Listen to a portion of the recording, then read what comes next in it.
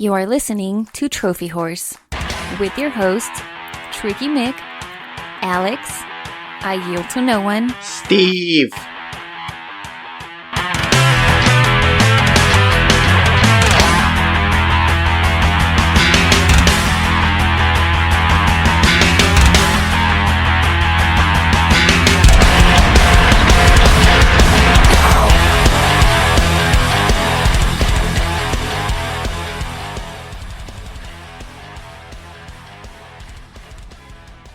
Hello, everyone, and welcome to Trophy Horse. This is episode 362, and I am your host this week, Alex. We are without two of our whores. Tricky and Steven are attending an event this evening, so you get stuck with me, and I yield to no one.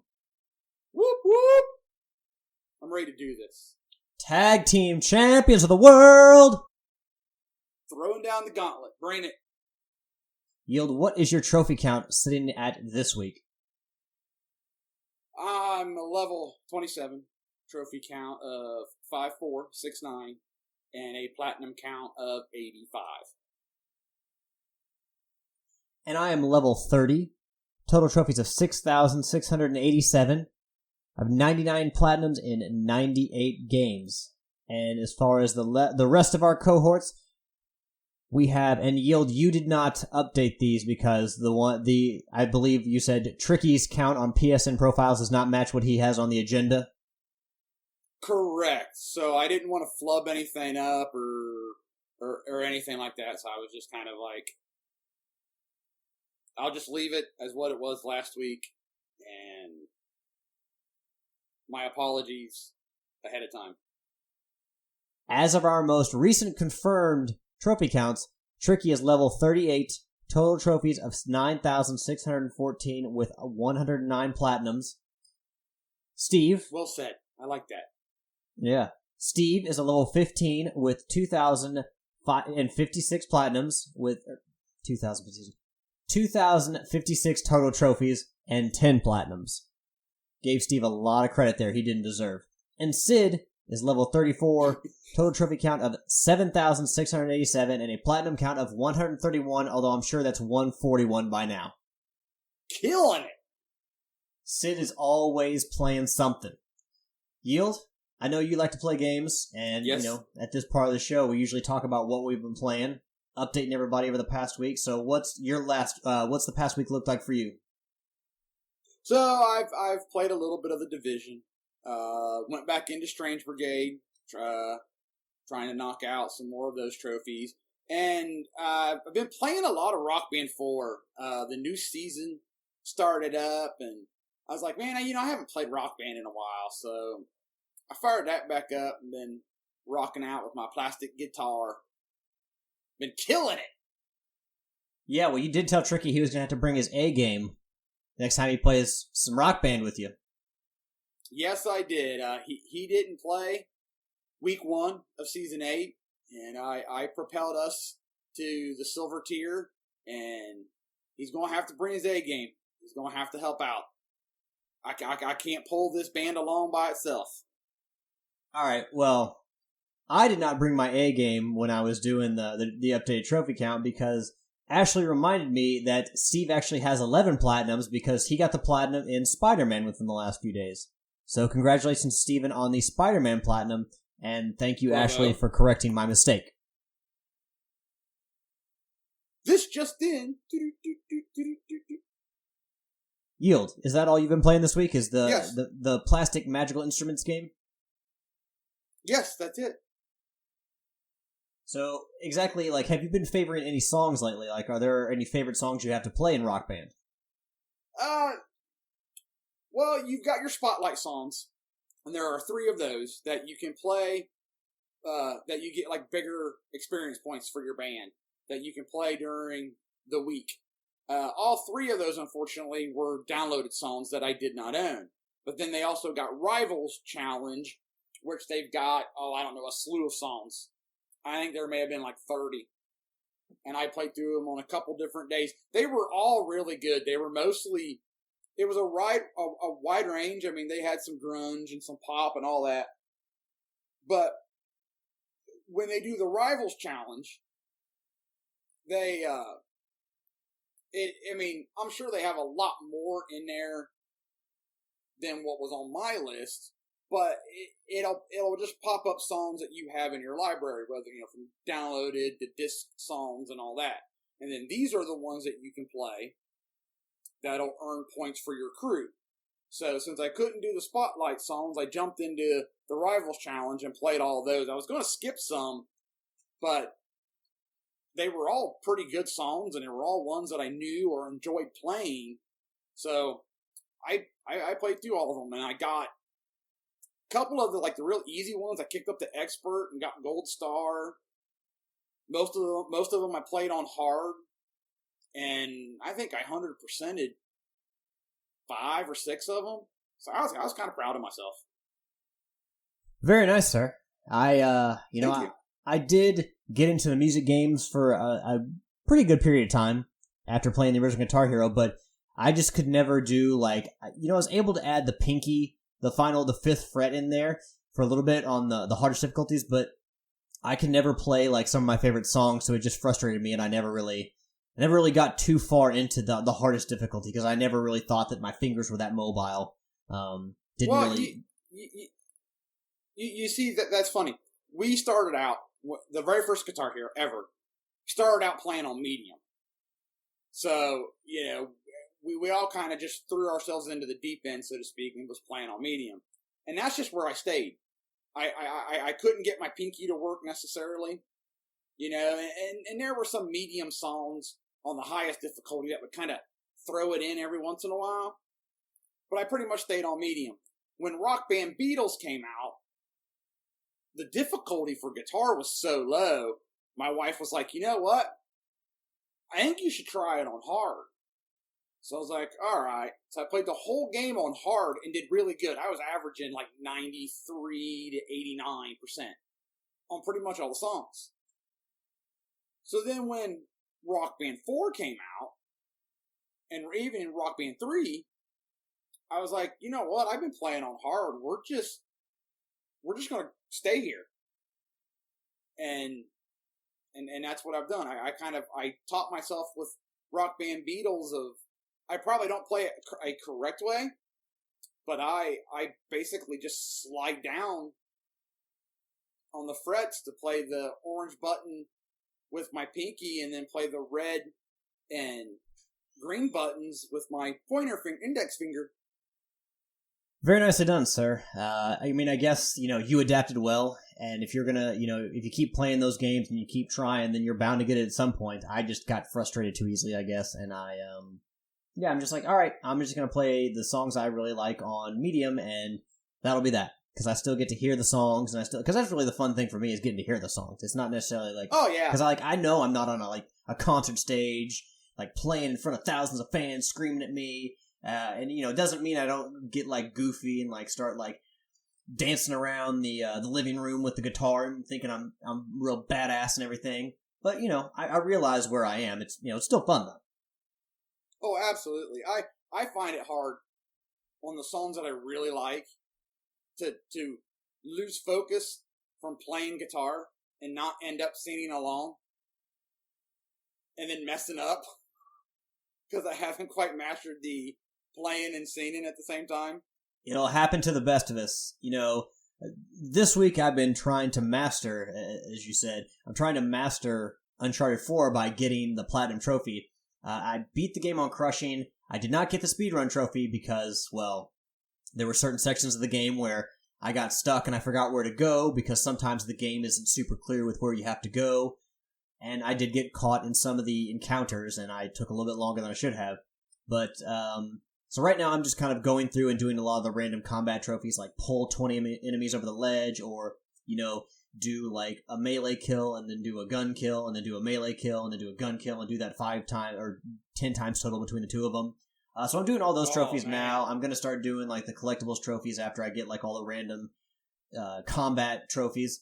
So I still, I played through the game twice. I still really like it. I still think it's, not up to par with some of the best 2 Uncharted games, which I think are 2 and 3, but I still think it's a fantastic game. I think it's a really good game, and I think it's a tremendous way to end the series. or at least Nate and Elena's story arc. I think they could not have picked a better ending for it.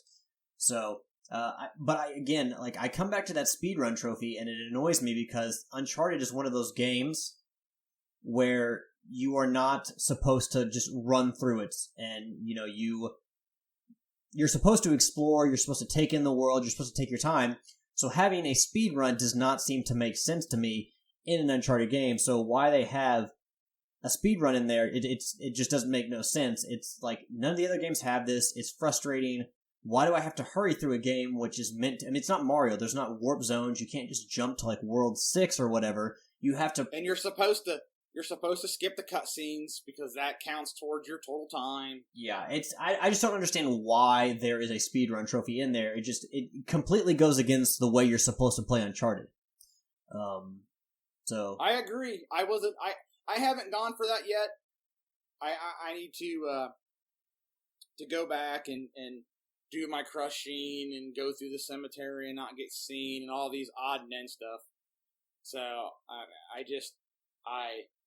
I went through on hard earlier this year, knocked that out, put the game back on the shelf. Okay, I'm going to play some other stuff. I want to come back to it. Because if I just sat there and just kept playing and playing and playing, that it would either ungodly frustrate me or it would sour, not Uncharted. I shouldn't say it that way. But you know what I'm saying? It would like sour the game for me.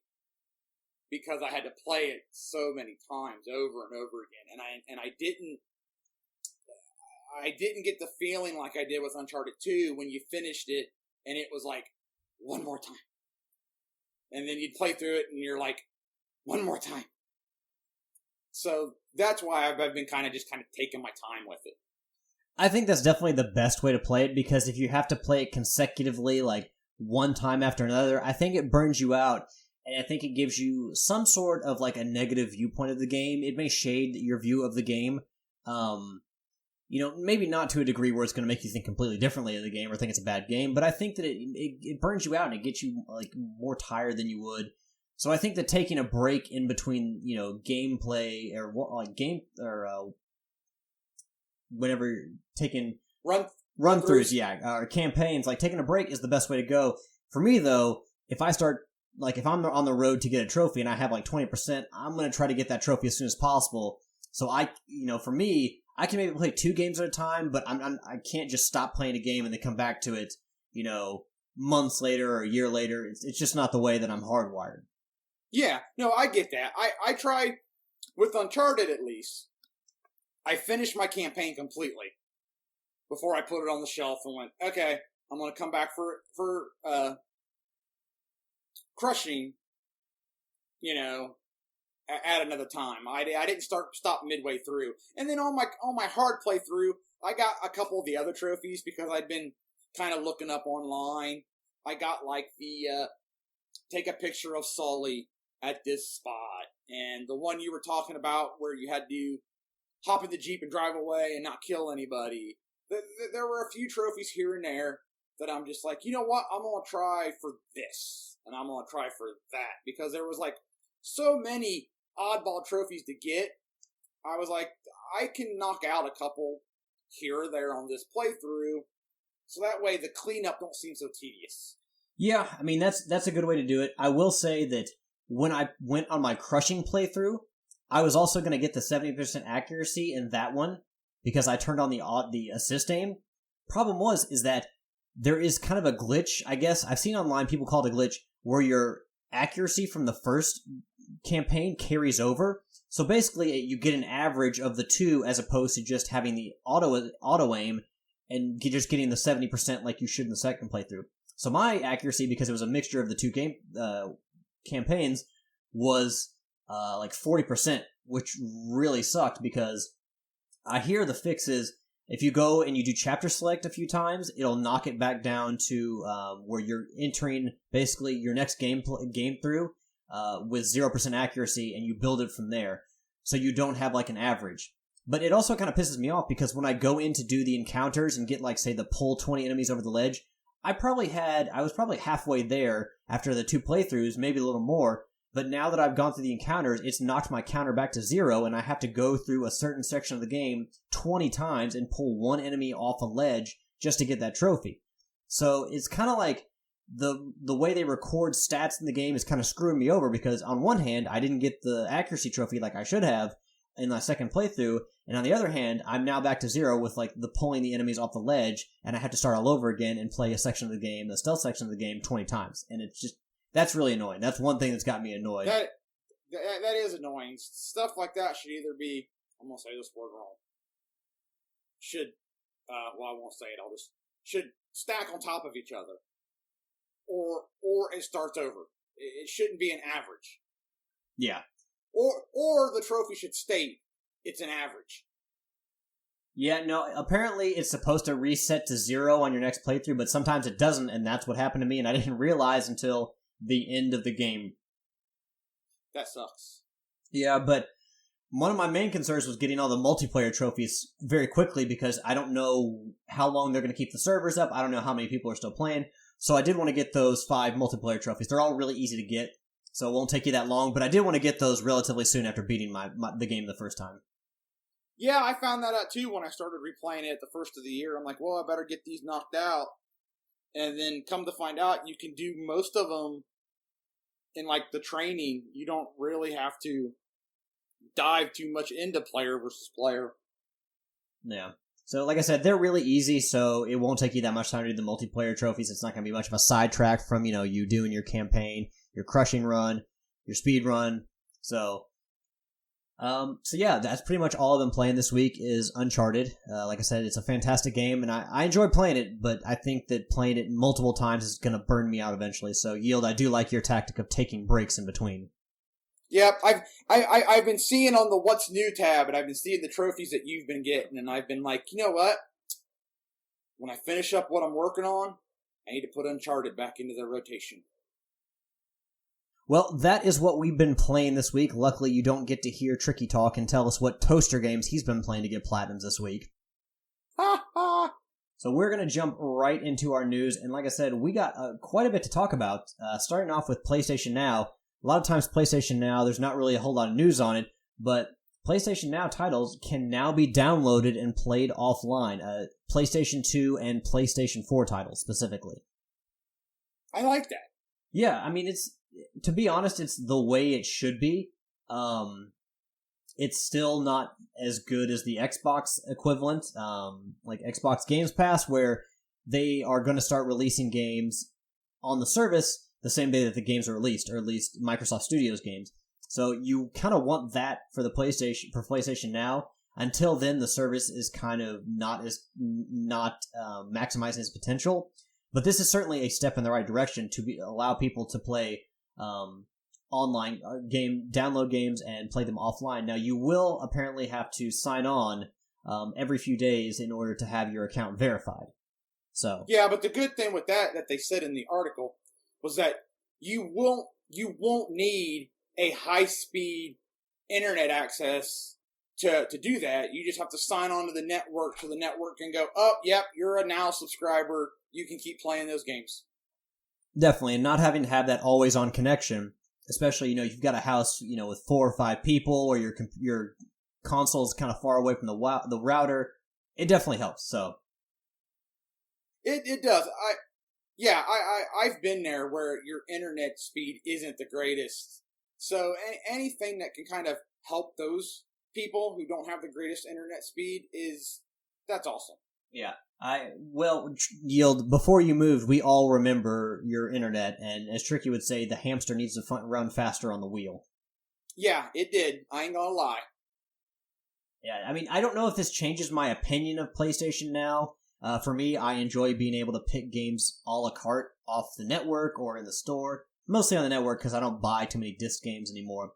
But, for anyone who does use PlayStation Now and can actually get the most out of the monthly subscription, because I would probably play one game in that time, so it makes no sense for me.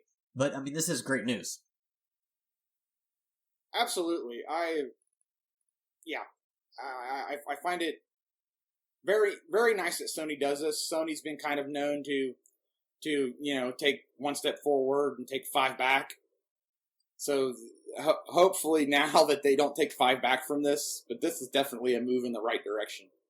Well, I mean, Sony has been making a lot of really good moves lately, a lot of steps forward, especially one giant leap forward, thanks to some web slinging with Spider-Man. Now, if you haven't heard, Spider-Man is now the fastest selling PlayStation exclusive game, PlayStation first party game ever on any console. Ever. Which is extremely impressive. And congratulations to Insomniac Games for this, because they are, we talk about Naughty Dog and we shower Naughty Dog with praise all the time, but Insomniac Games is another fantastic, one of the best studios in the world. They do world-class games. They're, like I said, they are tremendous developers. So they, deserve all the praise. They deserve all the success that has come to them. Spider-Man, in its first 3 days on sale, sold 3.3 million copies, and they actually had 1 million pre-orders, which was itself, I believe, a notable achievement for Sony. And I mean, to think the amount of pressure that they were under. I mean, not only that it's Spider-Man, which its games have been up and down. There have been some good ones, and there have been some really bad ones. And so you've got a license like that. You've got that burden on your shoulder. And then this is kind of outside their realm, They're Ratchet and Clank. And so now you're doing Spider-Man. So, it's kind of their reputation on the line. We gotta get it right. And boy, did they get it right. Well, you think about Insomniac Games, and there really should have been no question as to whether they would deliver, because we should have known that they would have delivered a fantastic game. The game looked really good from the start. Their story and humor is going to be there. Yeah, I mean, on one aspect, they are proven. They have a track record that has proven that they are fantastic developers. Ratchet and Clank, Resistance, Sunset Overdrive. They make fantastic games. But the thing about Spider-Man is tricky, and especially, comic book characters, is that you're trying to meld all these characters. How many boss fights do you have? How many villains do you have? Is it going to muddle the story? Is the world going to be true? Like, is Spider-Man going to have the mobility and, the ability to web sling like everyone should think he should have? Is the city going to be explorable enough? So there are a lot of challenges to making a Spider-Man game. For me, the biggest challenge is fitting as many characters as you can in there without muddying the story.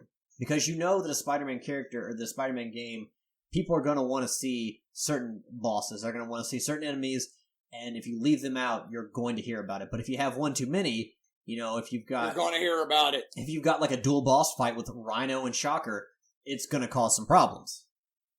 Yeah. But, everything I've heard from the game is positive. I definitely want to play it. Like I said, Steven got the Platinum recently. Platinum number 11.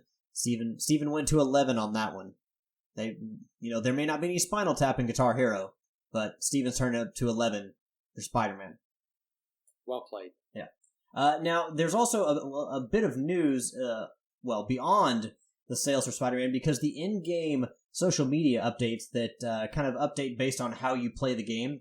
There's one from a tag that the name is suggesting Insomniac's CEO Ted Price, basically saying on this little in-game social media network, hey, did you hear Insomniac Games is announcing a new game next week?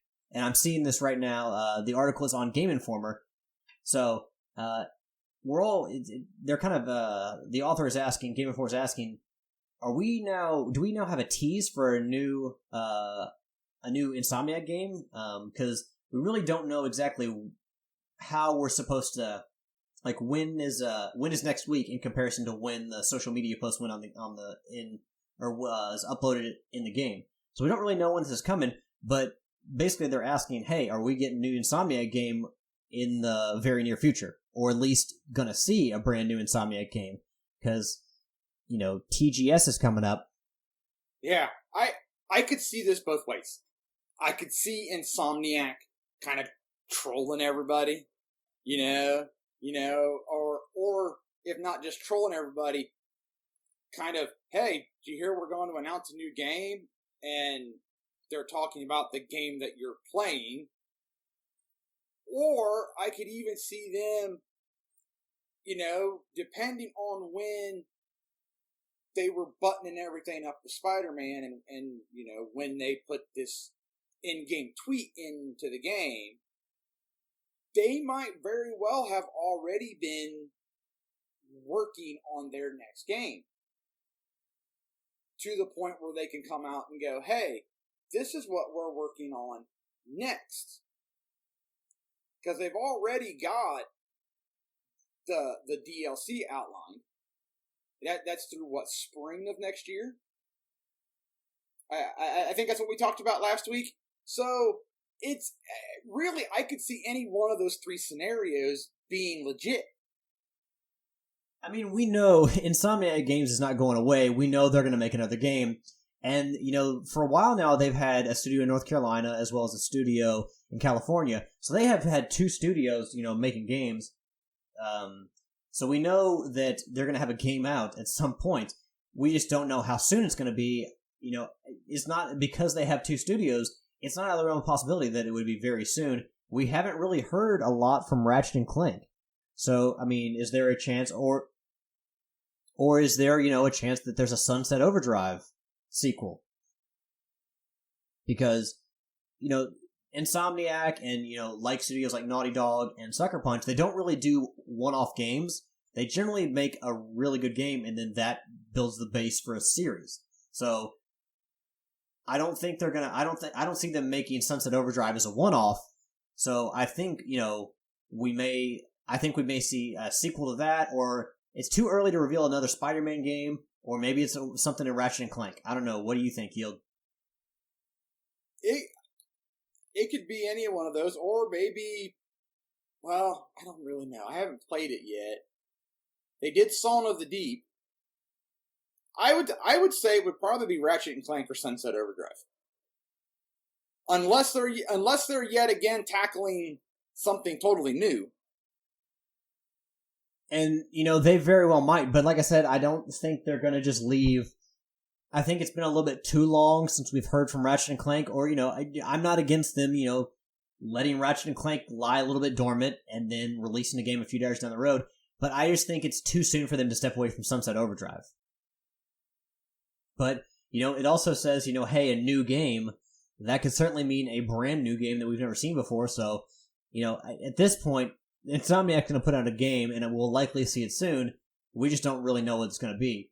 I would put my money on either Ratchet or Clank or Sunset Overdrive too. But while we don't really know when we are going to see what Insomniac's working on next, we do at least now know. Wow, my audio does not want to play nice this week. So I've got this little sidebar for you. Basically, we have finally gotten confirmation of Red Dead Online, following, of course, the wild success of Grand Theft Auto Online. It only makes sense that Red Dead Redemption would follow suit. And all you need to know is that there is going to be a beta this November, starting November 11th, after the release of Red Dead Redemption right 2 now. in October. October 26th. October 26th, thank you, sir. And if you own a copy of Red Dead Redemption 2 on either the PlayStation or Xbox One, you will have free access to Red Dead Online. So, there are some scant details. Game Informer has that for you. There's some scant details, nothing really too juicy, nothing too revealing.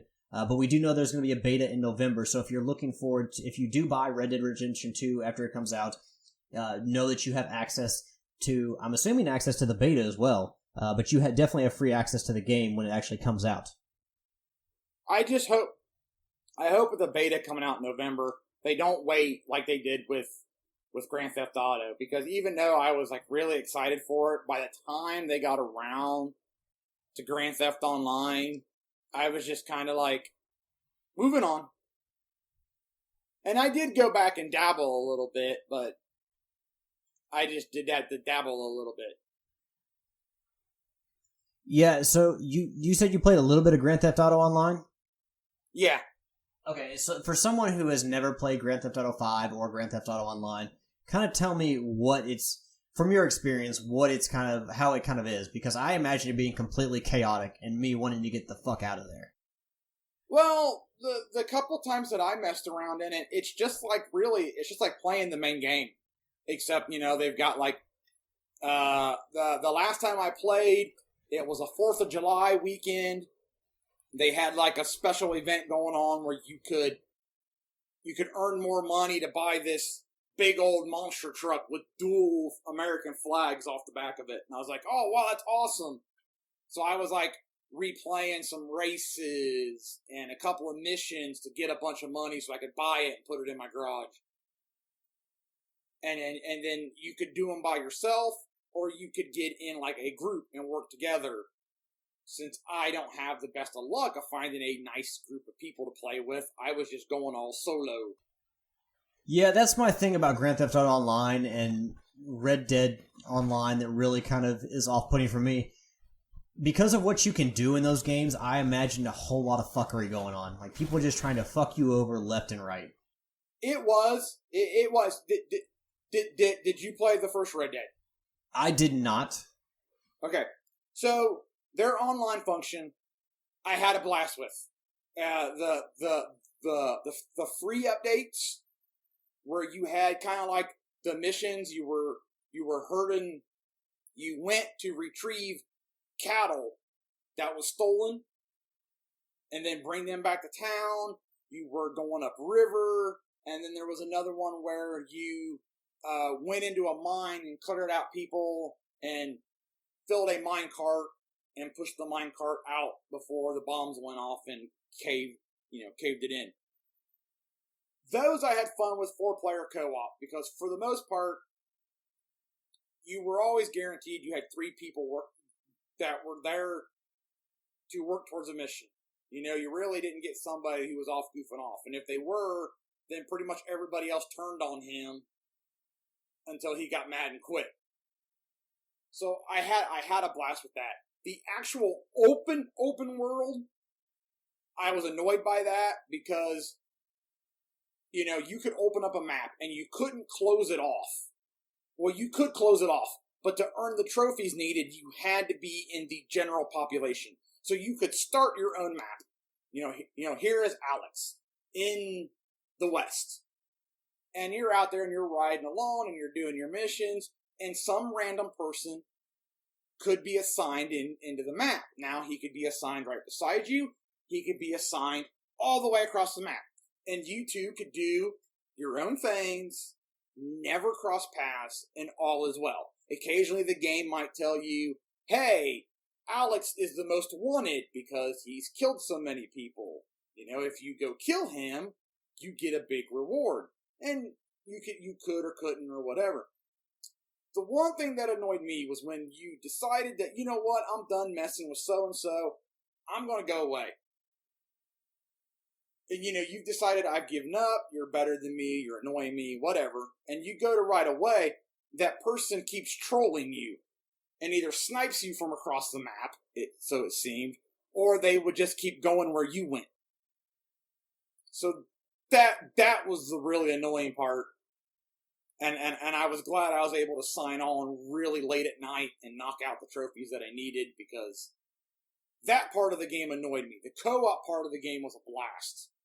Loved it. Yeah, like I said, I don't know, maybe, well, first of all, part of the problem for me getting back into Grand Theft Auto is the fact that you have such a huge open world, and there's so much to do, and I'm just like, I don't know what to do. I don't know what to do first. I don't know what to do next. I'm just going to end up doing side missions forever, so I'm just not going to get involved in that. Which is partially why I really like games like BioShock and generally Uncharted, which just kind of leads you down a path, and you've got a very narrow path of exploring. All right, everyone. Unfortunately, at this point in the show, my audio went a little haywire, got a little too staticky to use. So basically, I'm going to introduce the next topic like this. Yield and I are about ready to talk about the PlayStation Classic. Sony's announced that it'll come out on December 3rd of this year, come loaded with 20 games, and it'll cost $100 in the US. So basically, what we're going to talk about is basically the games that we think are going to be on the PlayStation Classic, in addition to the 5 that have been announced: Wild Arms, Final Fantasy VII, Tekken 3, Ridge Racer Type 4, and Jumpin' Flash. And so Yale's just going to talk about, get us started with what he thinks is going to be on the PlayStation Classic. Well, you're probably going to get your popular games. I kind of beg the question. You're probably going to see Crash. You're probably going to see Spyro. But I almost beg to ask, do those games need to be in there since we're getting remasters on the 4? I'll let the whoredom debate that, but I think you're going to get those two. You're probably going to get Metal Gear. And then from there, it kind of opens up. I mean, I had kind of a specific niche of games for the PlayStation because at that time I was still a diehard Nintendo guy. But what Sony was doing was starting to draw me in with their live action cutscenes. So I really liked Soviet and Nuclear Strike. Those were the two games that kind of drew me in. I would like to see one of those. I'd like to see Siphon Filter. I would say we'll see Siphon Filter, we'll see Metal Gear, Crash Bandicoot, Spyro. I would like to see a Duke Nukem. And I've seen a couple of lists when I put this topic in. I had seen a couple of people put down Symphony the other night. I saw a couple of Chrono Cross, which that surprised me because I hear Chrono Cross wasn't as good as Chrono Trigger. Yeah, a lot of people really like Chrono. Like I watched my stepbrother play Chrono Cross, and he really liked it. So I think it's a good game. I think it's just not as good as Chrono Trigger. And Chrono Trigger wasn't. I don't think it was on the. Was it on the Super Nintendo Classic? No. Because if it wasn't on the Super Nintendo Classic, I don't think there's any way that Chrono Cross will be on the PlayStation Classic. I don't think so. But I mean, if it is, maybe I'd finally get to play it. So Ashley has confirmed that Chrono Trigger was not on the Super Nintendo Classic because she was really disappointed and she wanted to play it again. So we have confirmation of that. I also think you will definitely. Oh, she's a Chrono Trigger vet? Yes. Oh, bless her heart. I also think you're guaranteed to see Twisted Metal 2 on this. Well, yeah, that was a big game back in the day. I don't think you'll see the original Warhawk, but there's a game that I was thinking of that I was going to ask you about, and I cannot remember. I saw somebody put in my brother-in-law would be really happy about this, and so would I because I watched him play it. One of the lists said Legacy of Kain, Soul Reaver. Yeah, that'd be a good one. And that would be a good one, because I remember watching that game, and I'm like, wow, this is really good. Yeah, I know Jet Moto was popular back in the day, so much that they had a Jet Moto level in the original Twisted Metal, but I don't think it was popular enough to put it on. If you got 20 games, I don't think they would put it on the Classic. Well, yeah, I would think you'd almost want to, because this list is a lot smaller than Nintendo's first one. Because Nintendo's first one had, what was it, 30? Yeah, but these games are also much bigger than the... Yeah, and yeah, they are bigger.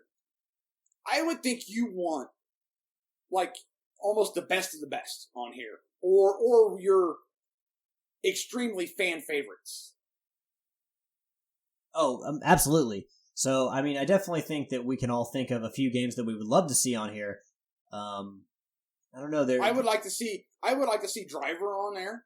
I thought the original Driver was really good, but that was just that's me in my own little box. You know, same thing with Demolition Racer. I have spoke really fondly of Demolition Racer, but that was a small group of us really liked that game. Yeah, I don't remember. I remember Driver. You remember Stuntman? Yes, I do. I played all the Stuntmans. Loved them. I'm going to go ahead and say that I don't think Stuntman is going to be on there, but I do remember the Dukes of Hazzard type, like, broken bridge you had to jump over in your car for the finale of one of the stunts. Or one of the movies, I guess it was. Because wasn't that game set up where you basically filmed a bunch of scenes for a movie, and then after you completed all the scenes, that was you basically completing, like, I guess you would say a level? Yeah. And then what they would do is, the stunts that you did, that would be the movie trailer. And it pieced together your stunts as the trailer.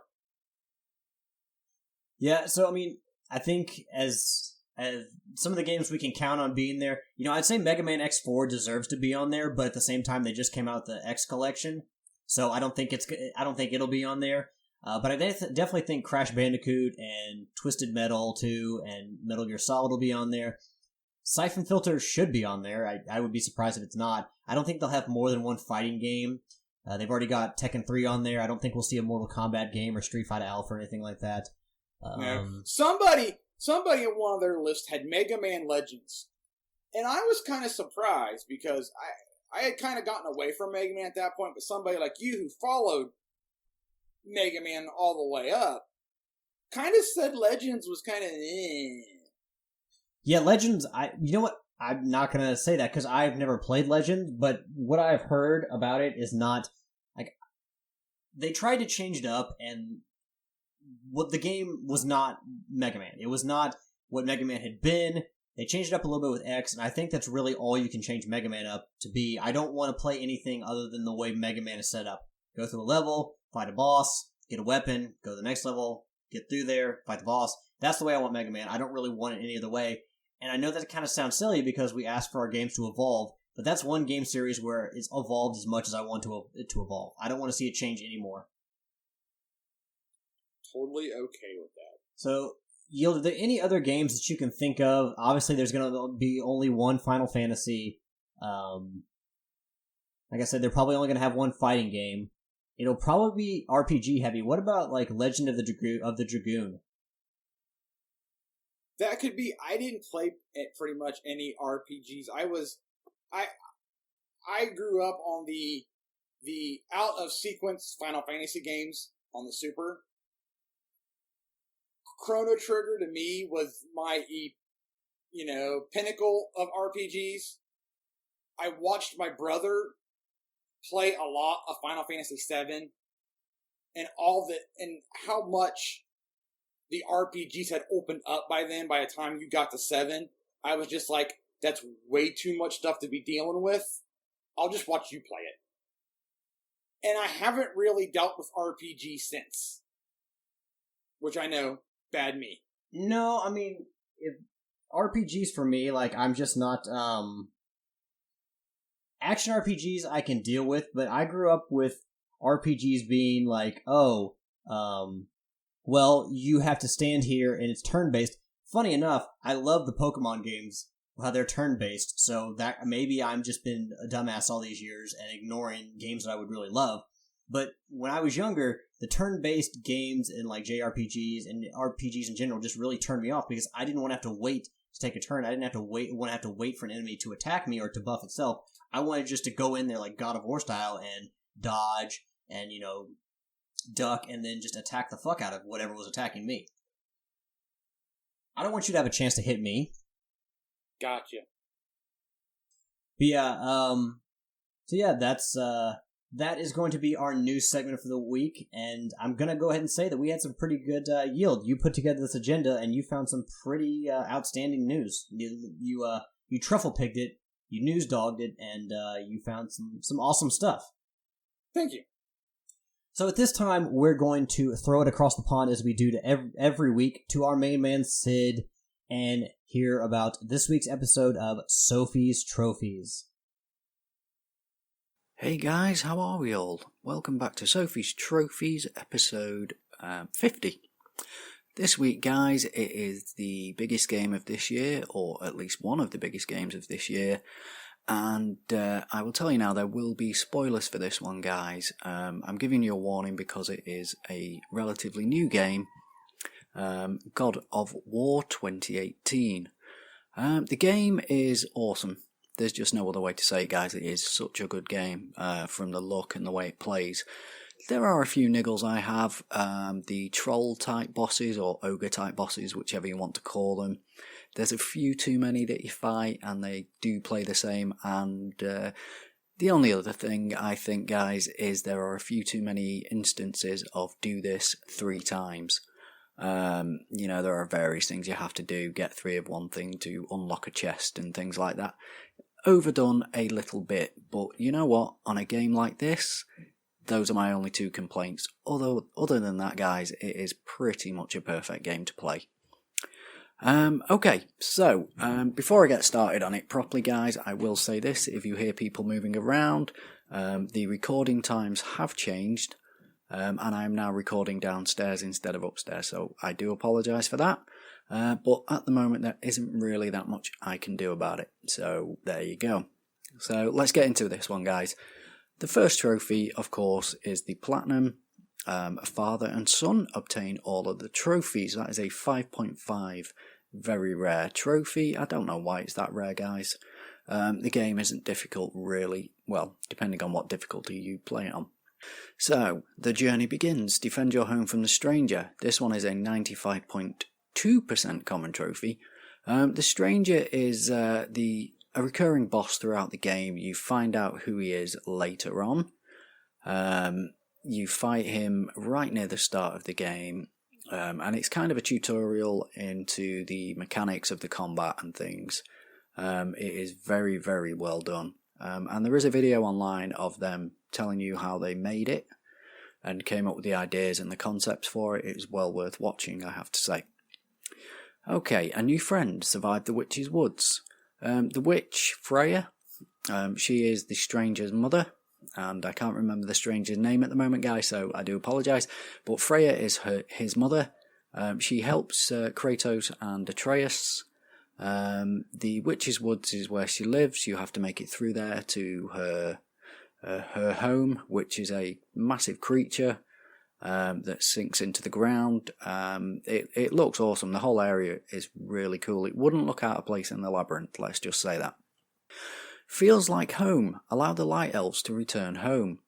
The light elves live in a fortressy type thing. It's one of the levels. It's been a while since I played it, guys, so I can't remember the name of all the levels. I do apologise. But the whole idea is you battle the Dark Elves, get rid of their presence, and allow the Light Elves to return to that area. That one, guys, is a 74.9% common trophy. It is a story-related trophy, so, you know, it will be done. Dragon Slayer, defeat the Dragon of the Mountain. This is pretty much... besides the Stranger and the Troll-type enemies I've already mentioned, and the Valkyries, this is pretty much the only other boss in the game. Oh no, there are two other bosses, two twins that you have to fight later on, or two brothers. I'm sure that will come up in a bit. Yes, that's the next trophy, guys. The Dragon, it's a pretty good boss. Pretty much learn the pattern.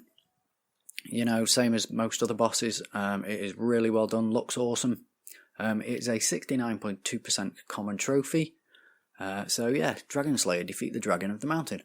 Troubling Consequences, defeat Magni and Modi, or Modi, not quite sure how you say that. This one, guys, 64.7% common trophy. You fight these guys at the same time. Not too bad of a fight. I will hold my hands up, guys. I played the game on easy because I wanted to enjoy it, enjoy the story. There are a few tricky little bits even on easy, guys, I have to say. But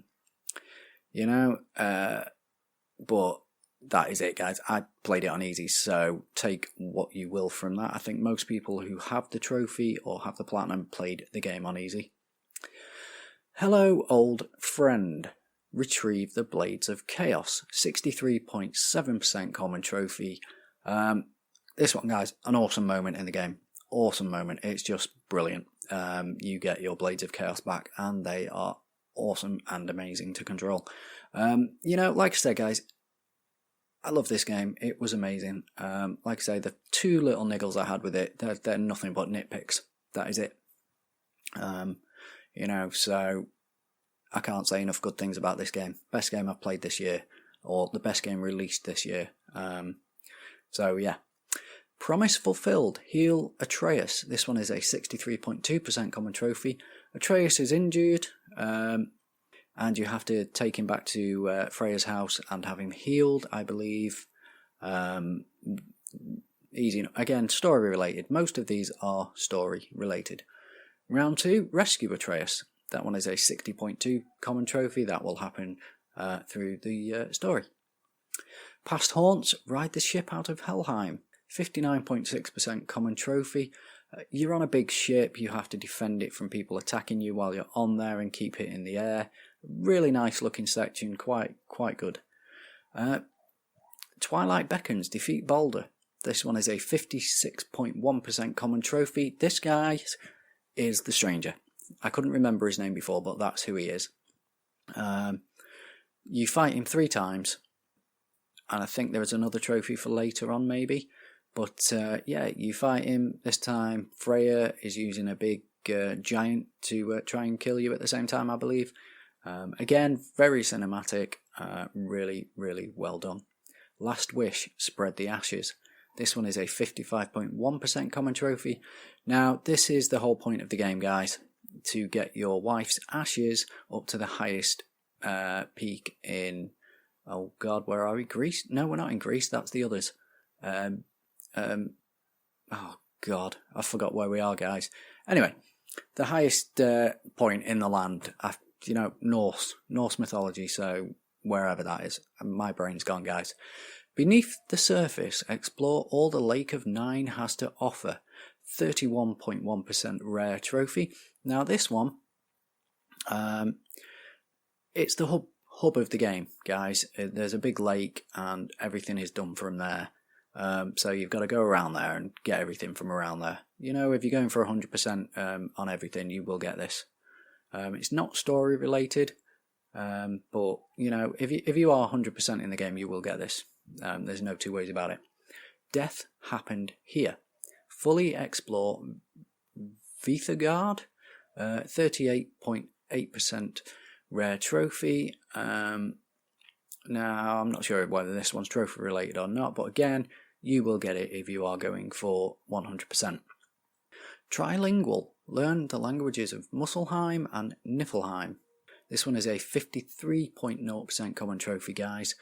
As you go around the level, you get Atreus to read things for you. And as you do, it means he learns a bit more of each language. And it helps you unlock the last 2 sections of the game. Dwarven Ingenuity. Upgrade a piece of armour, 80.7% common trophy. Easy one, that one, guys. Upgrade the armour. Nice moves. Obtain a runic attack gem. 93.1% common trophy, this one, guys. So you attain gems. I'm not sure whether you have to use it or just pick it up, but as you fight enemies, open chests, all that kind of stuff, you obtain different types of gems. You need a runic attack gem and you will have this trophy. Fully upgrade your health. I'm not even going to attempt to read what the title is, guys. That one is a 28.4% rare trophy. You just need to upgrade your health as you go through the game by opening chests, picking up pieces of apples, I believe they are. So, do that one, guys. Quick Tempered. Fully upgrade your rage. Again, open chests and things like that. You will get your rage upgraded.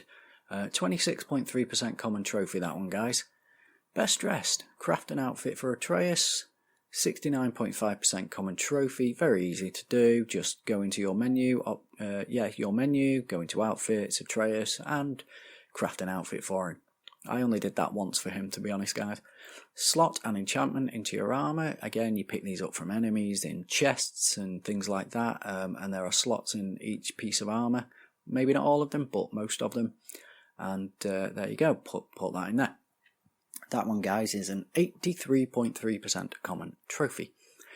All Will Fall. Kill 1,000 enemies. This one is a rare at 40%. Kill 1,000 enemies. You will do this over the course of the game. Dangerous Skies. Free all of the dragons. There are 3 dragons. Again, the number 3. And each dragon has 3 things holding it down, like little force field type things. I'm not quite sure what they are. So again, it's the 3. Do that and you will get this trophy, and that is a 29.4% common trophy. That is not a story related trophy. Like Oil and Water, complete all of Brock and Sindri's favours. These 2 are the blacksmith brothers. They upgrade your armour and sell you items. They have little jobs for you to do around the map, so do those and there you go. 34.8% common trophy, that one, guys. Curator, collect all of the artifacts. 7.1% very rare trophy. As it says, guys, go around, collect the artifacts. All Father Blinded, kill all of Odin's ravens. This one is a 6.6 very rare trophy. Throughout the levels there are different amounts of ravens in each area. The game is good at telling you how many ravens are in an area and how many you've killed, so just look it up in your menus and just keep your eye out for them, guys. They're not too difficult to spot. They're kind of glowing birds. The best moves, fully upgrade a runic attack. This one is a common 59.2% trophy. So fully upgrade an attack, guys. You will do that with your experience points and things. So worthy, fully upgrade the Leviathan axe. This one is a 20.1% rare trophy. You get the things from... Sorry guys, just had to think about this one. You get the things you need to fully upgrade your axe from chests, and you have to go around the levels and find these chests to get them. Why fight it? Fully upgrade the Blades of Chaos. This one, guys, is a 22.1% rare trophy. Again, you get the things in chests. I think you need flames. I can't remember what they're called, to be honest. Some sort of flame, and they upgrade your Blades of Chaos. The last one you need, you only get from beating one of the Valkyries. More of that in a moment. Path of the Zealot. Obtain Traveller Armour Set. 13.9% very rare trophy. You've got to go around and get this armour from Travellers, which are like little... Well, they're not bosses as such, they're just harder enemies. There's a few of them, you have to go around and get them. Primordial, obtain the Ancient Armour Set. This is a 10.5% very rare trophy. I can't actually remember where you get this one, guys. I think you have to go around... Oh, it's on a ogre troll type enemy. You have to kill a few of those to get all the pieces. Unfinished Business, assist all of the wayward spirits. This one is a 29.6% rare trophy. There are ghosts, or spirits as they call them, that have jobs for you to do. So go around, find those, do the jobs, and you will get this trophy. Treasure Hunter, use treasure maps to find all of the dig spots. This one, guys, 7.6% very rare trophy. Now what this does, guys, it gives you a picture, which is a line drawing of an area you've either been or you're going to go to, taken from a very specific angle, and a little description of the area, kind of cryptic, so you have to work out where to go in the map, in the levels. It's not too difficult, it doesn't take long. I did them all at the same time, to be honest, guys. So yeah, do that. If needs be, look it up, guys. Luckily I didn't have to look this one up. I did this one quite easily. Usually I have to say I'm not very good at that kind of thing. The Truth, read all of the Jotnar shrines. This one is 15.6% rare trophy. These are like big sort of drawings inside like a folding cabinet kind of thing. You open it out and it shows you the picture, so find all of those. Fire and Brimstone, complete all the trials of Muspelheim. I think I'm saying that right. A very rare one, this one, guys, 14.1% common trophy. There's an area, it's kind of a mountain, and you work your way up. There are trials,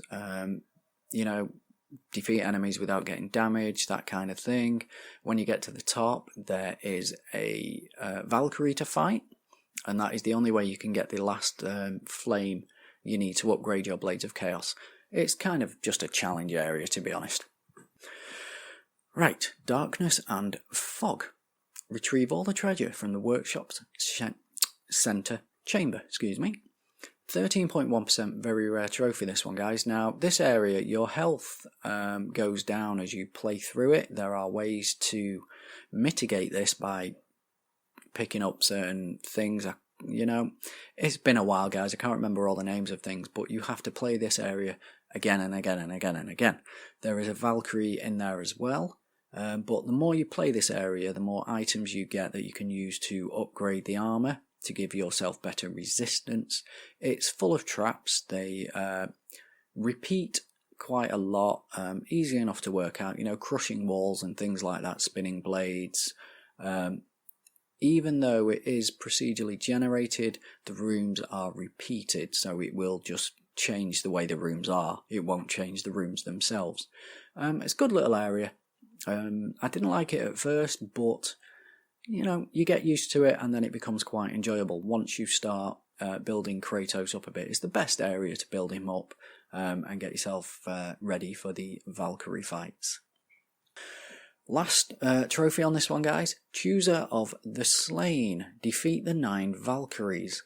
14.7% very rare trophy. These are boss type enemies. They are robots, effectively. They look like robots. They have big robotic wings.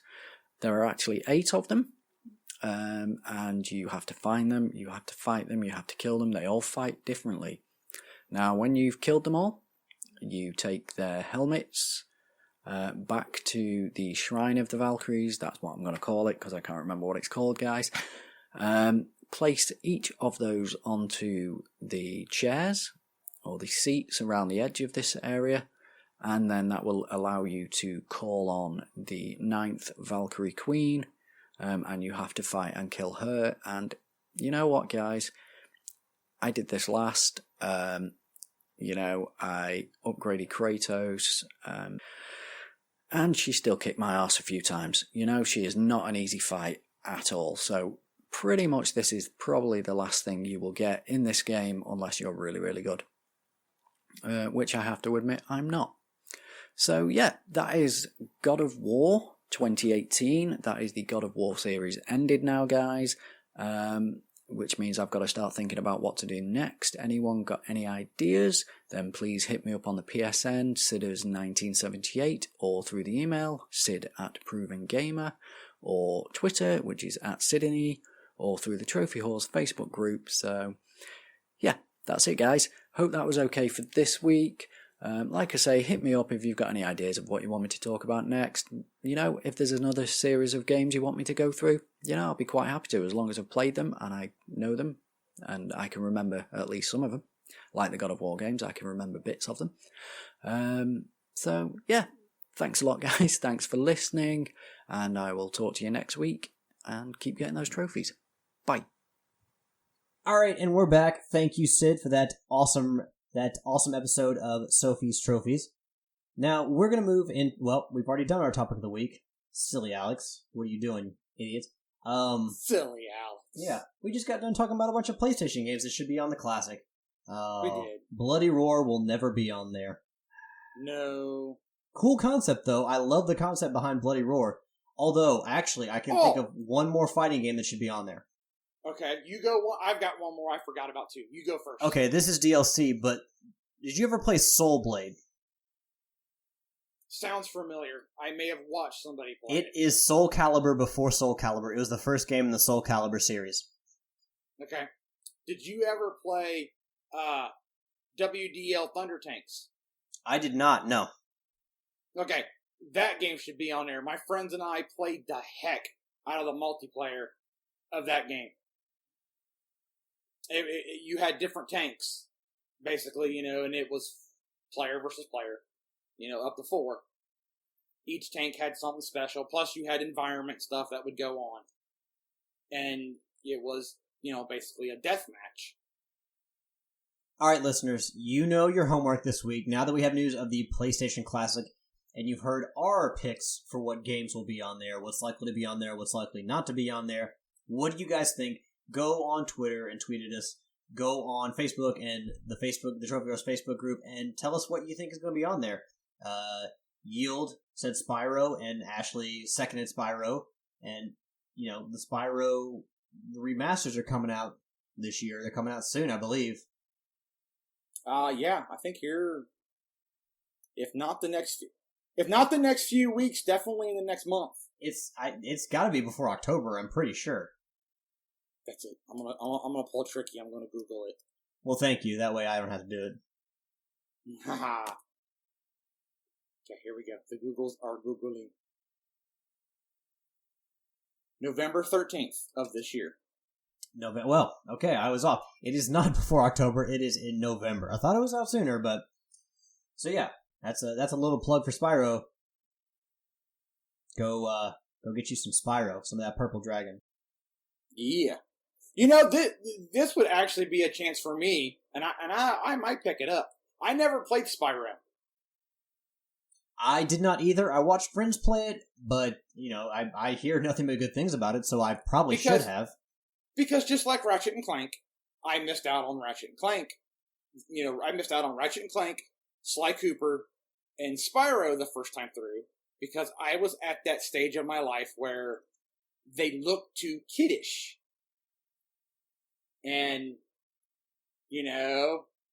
I'm getting up there to being an adult, so I want to play more adult-themed games, and I don't want to play those kiddie games. Oh, hell no. Let me tell you something, Yield. I was down with Ratchet or Sly Cooper from day one. I played it at my stepbrother's apartment, and I just fell in love immediately.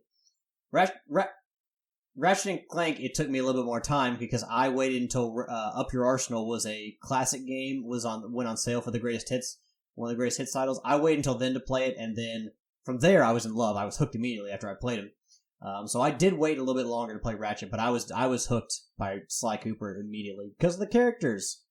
Now, see, doing this podcast, listening to you and Donnie speak so highly of Sly and Ratchet and Clank when I played All for One, and I know a lot of people don't like All for One. That introduced me to Ratchet and Clank, and I was like, wow, you guys were right. So then I have since then gone back, and I'm up to, I just have to play the video game based on the movie, based on the video game. And I have played pretty much all the Ratchet and Clanks. I played the Sly Cooper remasters on the Vita during our trophy war, and was like, holy cow, these games are great. And picked up Thieves in Time on the 3 right after the trophy war was over with, because I'm like, I gotta keep playing these games, they're fun. So Spyro's the only one I haven't played yet, so I'm like, you know what? I might just give it a whirl. I'm 0 for 2, for being, I didn't want to play those games, they're too kiddie, and I was totally wrong, they're amazing, so might as well make it 0 for 3. Real quick, you do know who made Spyro, right?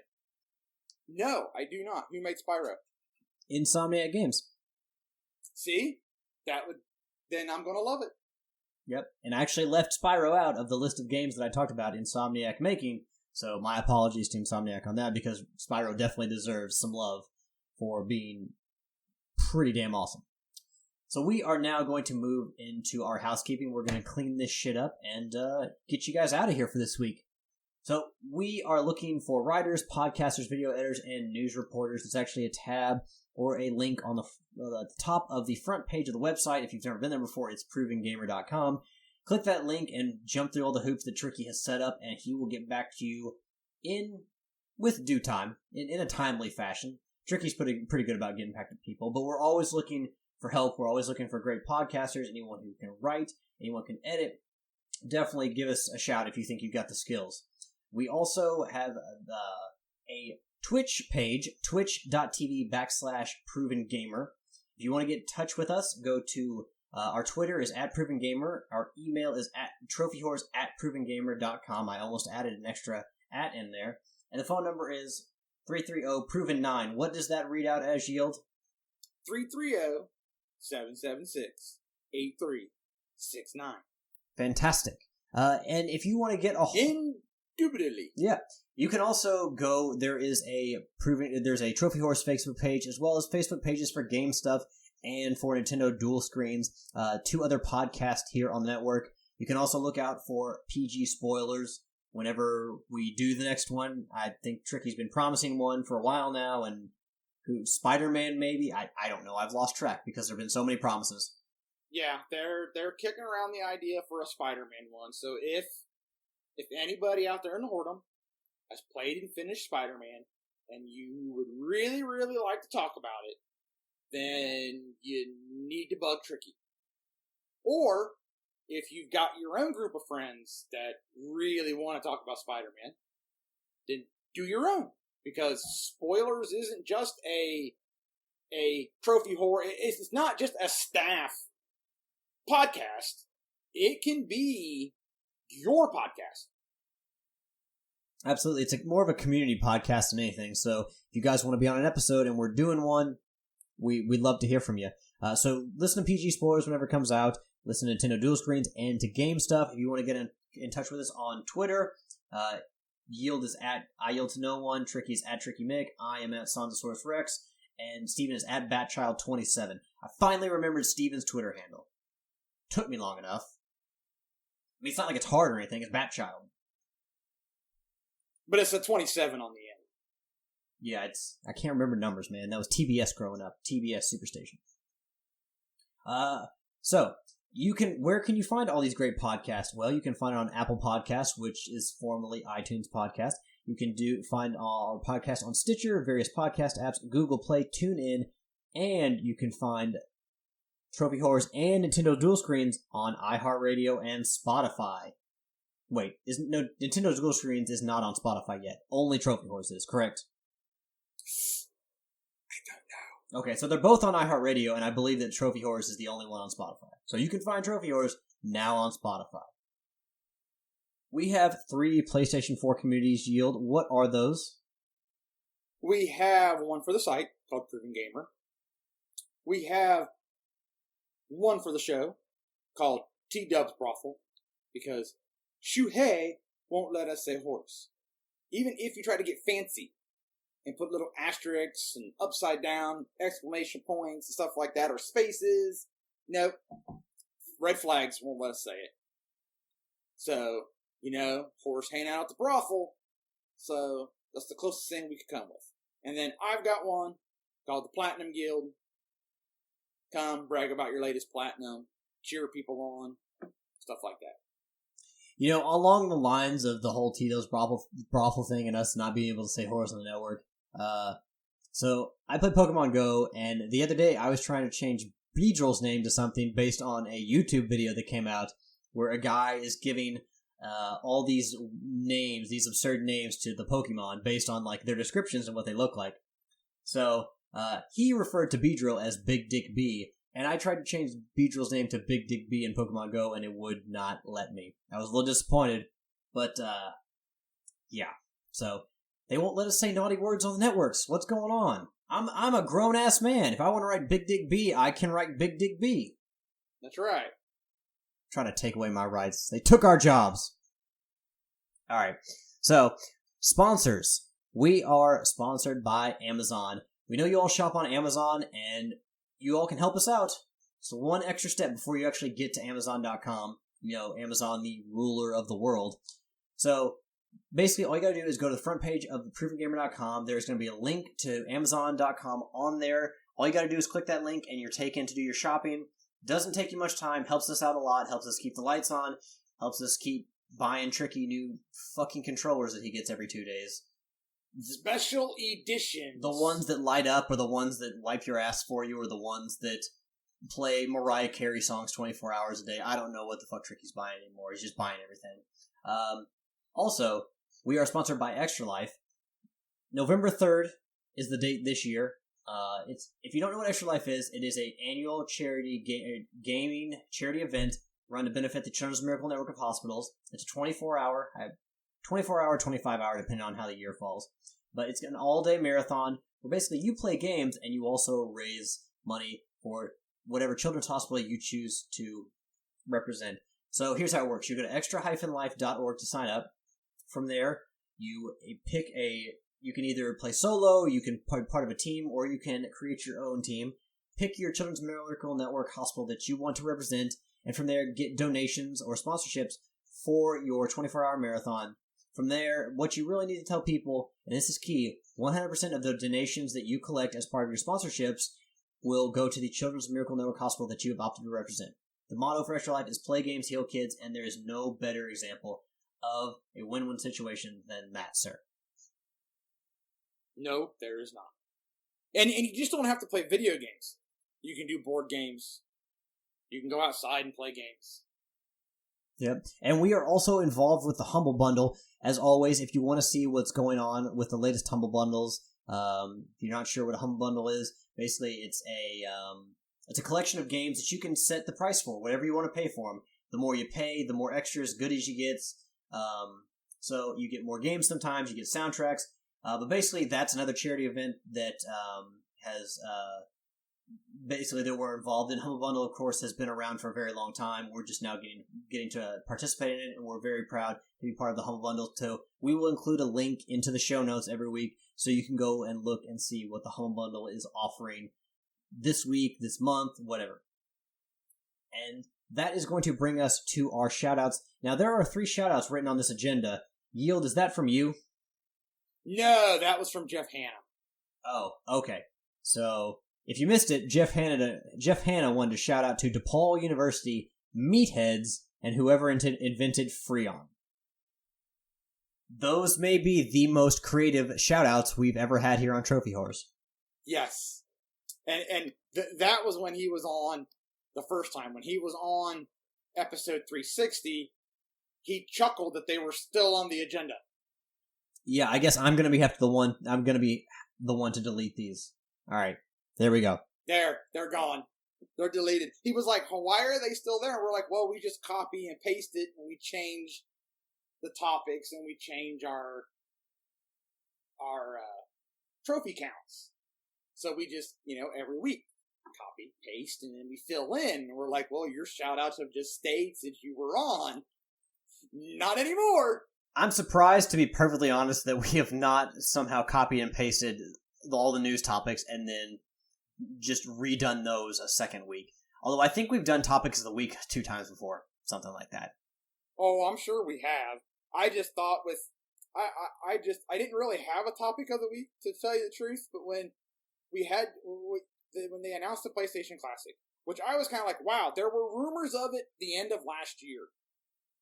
And then everything just got quiet. Well, it's going to be an arms race now, because now the Super Nintendo Classic's been out for a while, and given the success of the NES Classic and the SNES Classic, there's going to have to be a Nintendo 64 Classic, and then there's going to have to be a GameCube Classic, and then a PS2 Classic. It's never going to end. Speaking of that, I did, when I was, going through and getting the show notes, I did see an article where I didn't click on it, but I saw that, read the headline, a little snippet, that there was a trademark filed that would suggest an N64 Classic is on the way. Oh, they'd be foolish not to. They need to make classic editions of every console they've ever released. They would just print money. Well, yeah, especially for the gamers our age. We grew up on Nintendo. So, yeah, you're just begging us to buy it. So, listeners, I'm going to tell you something about me. Here's what you need to know about Alex in regards to the GameCube. I know the GameCube isn't remembered as the best Nintendo console, but it was definitely underrated, and I think it was a quality console overall. Oh, I agree with you. I love the co-op aspect of it. My Nintendo 64 stopped working, and I no longer have my GameCube, and I want them both back. So there needs to be a 64 Classic, and there also needs to be a Nintendo GameCube Classic, because I want to play Luigi's Mansion again, and I want to play Super Smash Bros. Melee. Oh, you'll definitely get those. Yeah, absolutely. But yeah, my Nintendo 64 stopped working, and I couldn't play Ocarina of Time anymore. I couldn't play Banjo-Kazooie or Star Fox 64 or Donkey Kong 64 anymore. And I want the classic now. I want it now. GoldenEye. No, leave that off. Everyone always makes the argument about GoldenEye, and go back and play the game. It's not good. During its time, yes, it was like... Oh, it was phenomenal at its time, yeah. It was a groundbreaking game in its age. Go back and play it now. Like, you can go back and play Banjo-Kazooie now or Ocarina of Time, and they're still great. You go back and you play GoldenEye, you're going to have your childhood ruined, because it's not as good. Yeah, it didn't age well. But, Star Fox, you could go back and still play Star Fox and be blown away. Yeah, graphically, it's still... they put, graphically, it's going to look really kind of janked, but they kind of did the graphical style where it still kind of also works, even though it's a lot of, sharp edges and stuff. But the gameplay's still solid, and it's still fun, and you can still get through that game in under an hour. So yeah, that is going to bring us to the end. Oh, no. Sorry. Whoops. Shoutouts. We gotta do shoutouts. We only gave Jeff Hanna shoutouts. Jeff Hanna's shoutouts from 30 episodes ago. So Yield, who are you going to shout out to this week? So I will give a shout out to Tricky and Steven at whatever event that they're at. I'm sure it's for the site. So they're on the clock. Shout out to Alex for recording tonight. A shout out to the writers of Game Informer, the PlayStation blog, and IGN, from whence I got our show topics this week. A shout out to you, the pimps and the madams of the whoredom, for connecting with us, playing games with us, downloading the podcasts, promoting the site or the show. It's very much appreciated. And I'll call that a shout out for this week.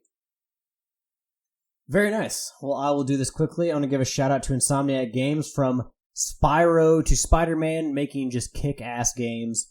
Insomniac, they're one of my favorite game studios, and we probably don't talk about them enough, but we definitely want to shower them with love now.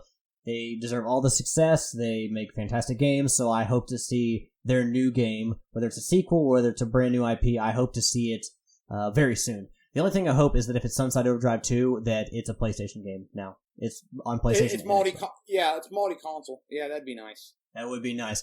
Oh, shit. I gave a shout-out to Insomniac before my first shout-out ever. I've never done this before. I'm embarrassed. I want to give a shout-out to the listeners. You guys are the fuel to the fire that is Trophy Whores from day one. The community cast and building it on PG. You guys have been behind us.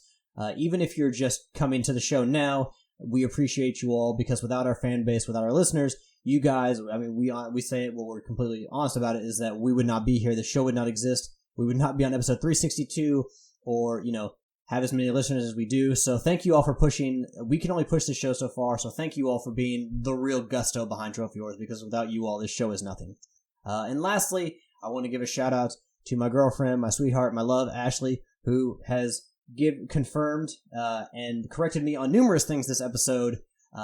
So her commentary is much appreciated, and I just want to thank her for letting me set aside this time to record and talk about video games with yield, and just doing what I need to do to kind of help the show and the site and provide some content, some kick-ass free content for you guys. So, I love you, honey, and a big shout out to my girlfriend, Ashley. And I guess we'll shout out to Steven and Tricky, who are out, I don't know, probably, kissing in a tree or something. Who knows? Yeah, probably. Yeah. Maybe they recorded a Rangers game when they actually won. They're more than likely at like a bar eating some pizza, New York style pizza, having some beers, and just laughing at us, being like, "Ha, those jackasses are recording the show tonight." Joke's on them. This was a kick-ass show. He's not called Tricky Mick for nothing. So, fucking trickster. Anyway, we all learned that from episode 360. So, we're gonna get out of here for this week, and until next week, happy trophy hunting. Later. Peace out. Oh, you did my thing. You did my later, even though I couldn't do it after, doing the trickies part. Yeah, I did it for you. Oh, okay.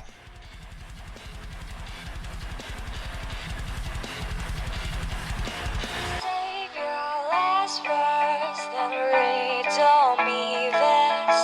Save your last words.